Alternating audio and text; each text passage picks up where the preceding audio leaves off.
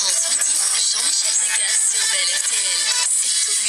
Ça s'appelle Tintin, le diable et le bon Dieu, disponible aux éditions Desclés des Brouwer, et c'est signé Bob Garcia. Bonjour, il est avec nous ce matin au bout du fil. Bonjour Bob. Oui, bonjour. Tintin qui est né dans le monde très catholique de la BD franco-belge de l'entre-deux-guerres. Et donc, c'est vrai que quand on se penche sur l'œuvre de Tintin, on se rend compte que Hergé, naturellement, spontanément, a distillé pas mal d'allusions aux grandes valeurs de l'Église et du christianisme, des valeurs qui étaient les siennes. C'était un peu son éducation à lui, incarnée par son héros. Et donc, elles sont assez présentes dans cette œuvre qui témoigne également d'un intérêt très documenté, respectueux pour les autres croyances. On voulait en parler avec vous. D'abord, la question est, pardonnez-la moi, mais elle est un peu bateau. D'où vient cette idée qu'on trouve finalement assez originale? Parce que c'était pas évident, hein. Ben non, c'était pas très évident. Je me suis rendu compte qu'il y avait énormément d'allusions au diable et au bon Dieu qui sont représentés sous la forme de petits anges, par exemple, et aussi dans les vocabulaires utilisés par les différents personnages, Tintin, Haddock, Tournesol, enfin tout le monde y passe. Il y a des allusions à Dieu et des expressions qui sont très très très religieuses. Donc voilà, j'ai été intrigué par ça, et ensuite j'ai cherché des ouvrages qui avaient pu être écrits sur le sujet, et à ma grande surprise, j'en ai trouvé aucun. Donc je me suis dit, bah voilà, c'est ton sujet, tu vas travailler là-dessus. Et c'est comme ça que c'est parti. D'accord. Alors vite fait, pour qu'on comprenne bien de quoi il s'agit, c'est vrai que quand on est fan de Tintin, et Dieu sait si en Belgique on sait de quoi on parle, les fans se rappellent de pas mal d'apparitions du diable, vous en parlez dans les bandes dessinées. Il y a des exemples dans Coq en stock, Oui. Haddock tente de ne pas succomber au démon de l'alcool. C'est ça. Et par exemple, dans Coq en stock, dans Tintin au Tibet, Milou exactement pareil, va essayer de ne pas succomber à la tentation d'un os pour porter secours à Tintin. Donc à chaque fois, le diable et le bon Dieu sont représentés sous la forme de le bon Dieu sous la forme de petits anges avec des ailes, il est en bleu, etc. Et le diable, lui, il a des ailes noires ou rouges, il est habillé en rouge, enfin voilà, on le reconnaît très bien. C'est la mauvaise conscience et la bonne conscience. Donc les personnages d'Hergé, rien n'est manichéen chez Hergé, si vous voulez. Tout n'est pas blanc ou noir. Et les personnages peuvent être tiraillés entre le diable et le bon Dieu. C'est ça qui m'a intéressé dans cette œuvre. On s'est souvent posé cette question, et elle est intéressante, de savoir si Tintin n'était pas, à certains égards, une espèce d'instrument de propagande sur des idées, sur ce que véhiculaient le pouvoir en place en Belgique à l'époque. Sans doute en partie, puisque Hergé lui-même a reconnu qu'il était une éponge, lui-même en tant que dessinateur, et que Tintin était son prolongement, comme Haddock pouvait l'être aussi. Donc évidemment, Tintin véhicule une partie des idées et des pensées d'Hergé, qui lui-même était soumis à la pensée dominante, ou certaines pensées dominantes de droite et catholique de l'époque, puisque c'était son milieu.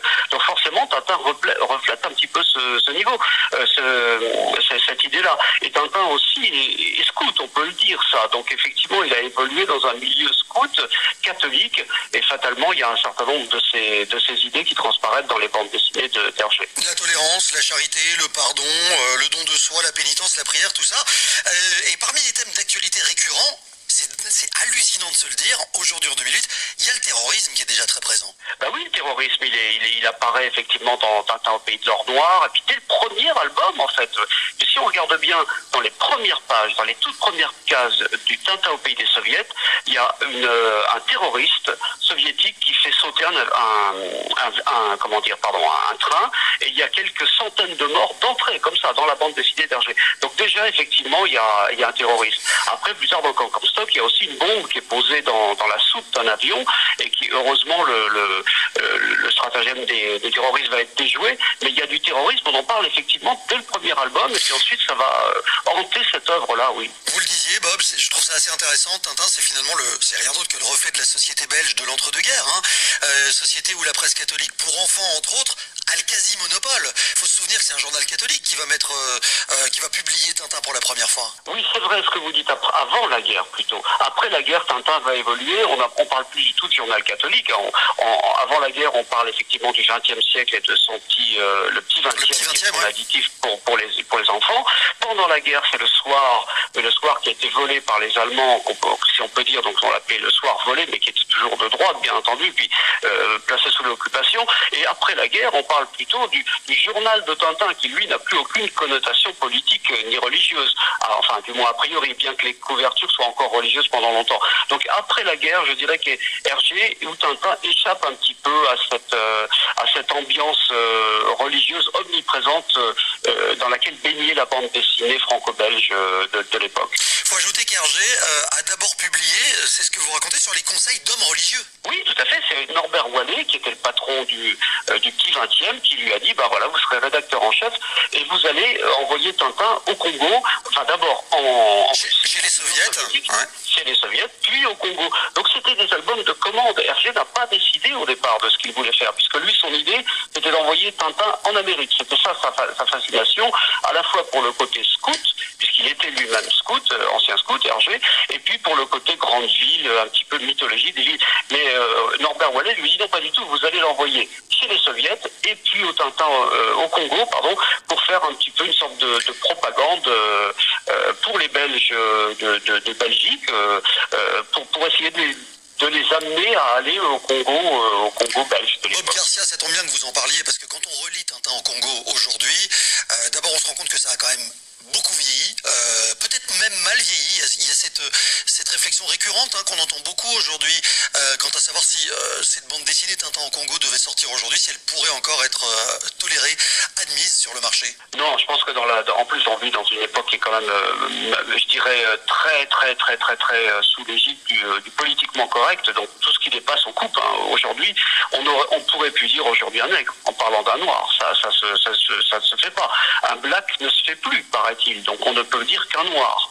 Et encore, on trouvera quelque chose ailleurs après, peut-être pour dire autrement que noir. Donc on est dans ce politiquement correct qui empêche ce qui a pu être dit à l'époque. Mais il faut réagir avec les critères de l'époque.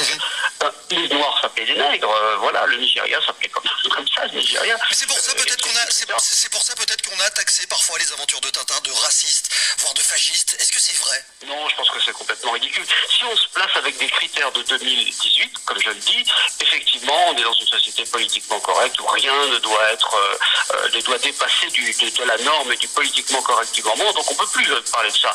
Mais si on se place en 1930, au moment où ça a démarré, à ce moment-là, il faudrait réécrire toute la littérature de l'époque. Et encore, si on fait allusion à Edgar Poe, par exemple, ou à Jules Verne, là, on peut carrément les brûler sur la place publique. Hergé qui prenait toujours la défense des plus faibles, et pour terminer, qui a dit, c'est important de le citer quand même, les Blancs se croient supérieurs, la justice ferme les yeux et laisse massacrer l'homme de couleur. Voilà, ce qui est dit est dit. Bob Garcia. C'est lui qui a dit ça. Oui, bien sûr, je le citais. Je le citais. Du côté de l'homme de couleur. Absolument. Bob Garcia, qui signe Tintin, Le Diable et le Bon Dieu, disponible aux éditions des Clés de Brouwer. Merci Bob, c'est passionnant, c'est fouillé, c'est très recherché, c'est presque scientifique comme enquête. Merci beaucoup à vous en tout cas. Bonne journée, à bientôt. Merci, au revoir. Jusqu'à midi, c'est tout vu avec Jean-Michel Zeka sur Bel